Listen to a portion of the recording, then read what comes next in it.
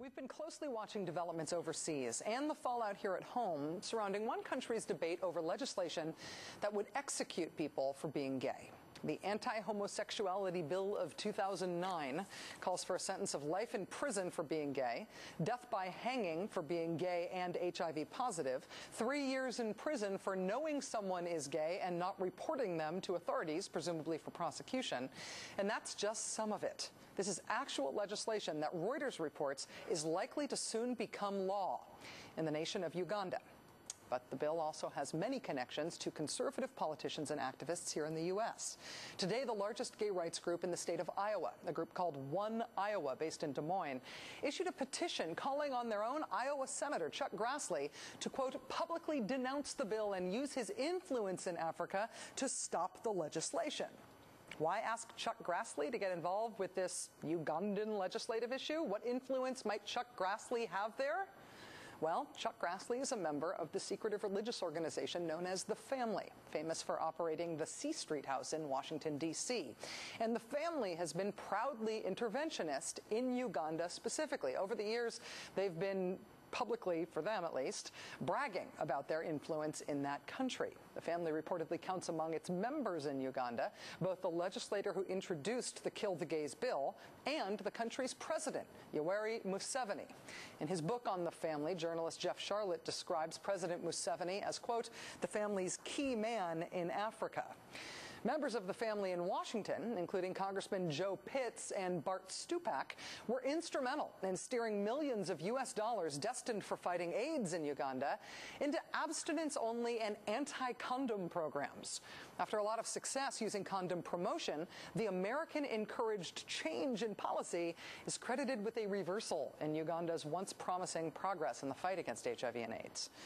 But it's not just American politicians in The Family who are associated with the Kill the Gays bill in Uganda. It's also American religious conservatives more broadly. Just as The Family has been politically influential in Uganda, American religious conservatives have been influential in promoting Ugandan pastors and politicians who are behind this scary bill. Megachurch pastor and author of The Purpose-Driven Life, Rick Warren, for example, proclaimed Uganda to be a purpose-driven nation. He traveled to Uganda to declare himself to be on their side as Ugandan Anglican bishops protested the Church of England for being too pro-gay. And he repeatedly invited a Ugandan minister, who's a key proponent of the Kill the Gays bill, to visit at his California church. In fact, that pro-Kill the Gays bill minister is so close to Warren and his family that Warren's wife publicly called him brother. Rick Warren has since tried to distance himself from the Kill the Gays pastor, but he is pointedly not denouncing the Kill the Gays legislation. The third American connection to the Kill the Gays bill is perhaps the most unsettling. Following the interventionist trail already blazed by these other American conservatives, the spark to the tinder in this already very homophobic country, the spark that appears to have led directly to the Kill the Gays bill, is the American right-wing cause célèbre that is the ex-gay movement. Despite being debunked at home by the American Psychological Association, the American Psychiatric Association, the American Academy of Pediatrics, the National Association of Social Workers, et cetera, ad nauseum, some American conservatives continue to promote the idea that people can be cured of homosexuality. American ex-gay activists traveled to Uganda in March to lead a conference there about how gay people are only gay because they refuse to be cured. The American Psychological Association just a couple of months ago put out a comprehensive report debunking this industry that claims to be able to change people from gay to straight. And it is an industry. In a moment, we're going to be joined by Richard Cohen, who heads up an organization called the International Healing Foundation, which promotes a wide variety of gay-curing products. For example, according to their brochure, you can attend a tender loving care healing seminar for a cost of only $450 per couple. For another $450, you can enroll in a 3-month teleconference class. Yes, 3 months of phone calls for just $450. For $75, there's his entire 5-CD series on healing your homosexuality. Or you can take home a different 16-disc CD series coming out straight for $49.95, which frankly, just numerically speaking, seems like a better deal.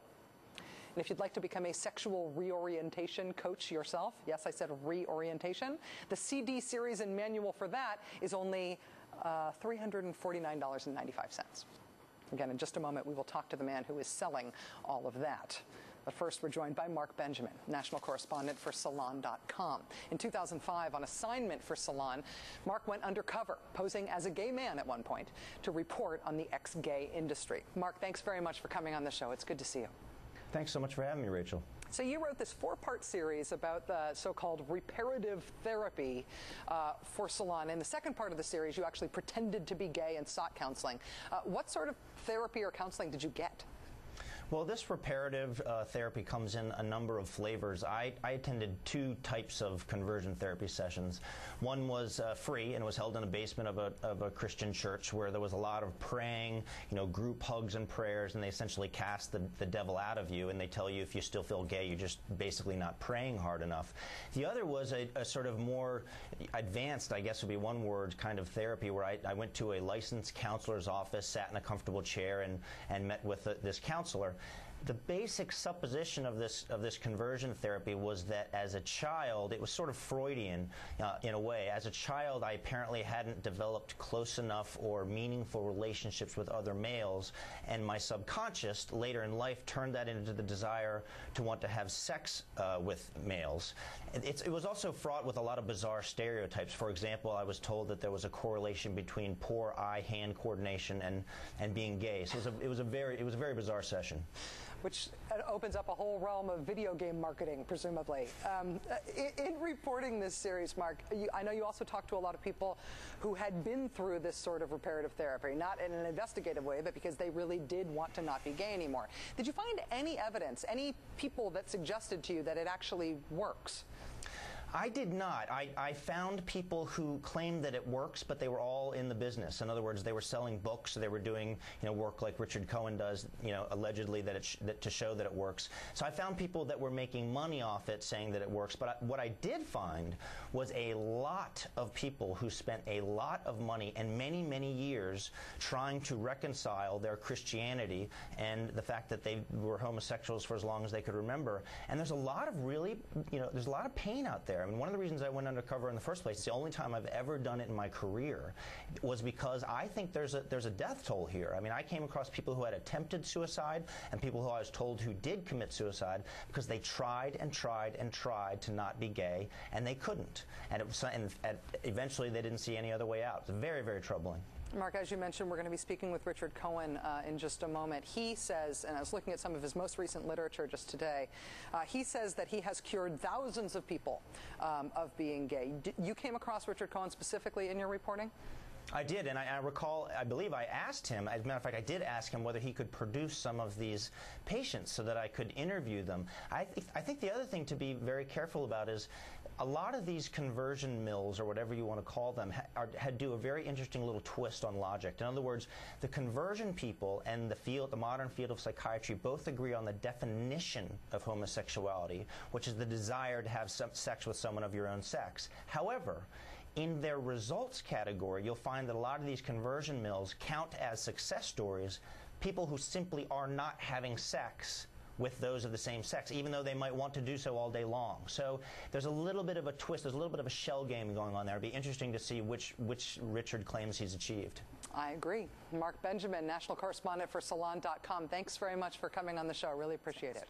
But first, one more thing about the reaction here at home and the connection to American politicians of this Kill the Gays bill in Uganda. We called Iowa Senator Chuck Grassley's office today to find out if the senator had any comment on the One Iowa petition calling on him to denounce the Kill the Gays bill, or whether he had any comment on the bill itself. The senator's office did get our request for comment. Our producer spoke to a staff member, but the senator and his staff have not provided us with a statement. So no comment, then, at least for now, on the proposed death penalty for gays. If we get a statement from Senator Grassley on the subject, we will let you know. But so far,